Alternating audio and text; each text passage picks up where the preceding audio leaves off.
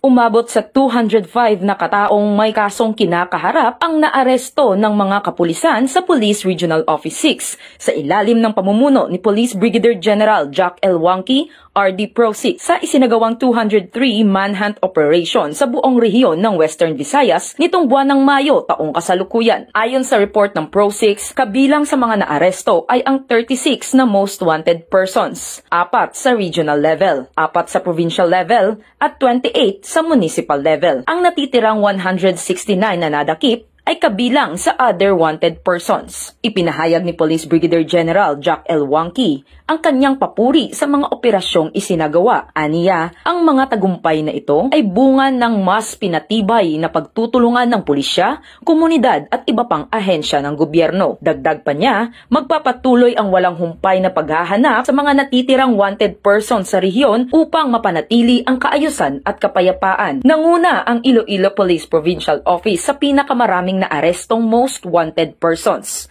na may 11 huli. Sinundan ito ng Capiz Police Provincial Office na may 8 huli. Kasunod ay ang Iloilo City Police Office na may 7 huli. 5 naman sa Aklan Police Provincial Office.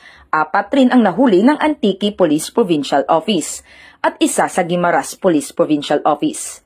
Sa other most wanted person naman, muli ring nanguna ang IPPO sa 63 na naarestong individual o katumbas ng 30.7% ng kabuuang bilang.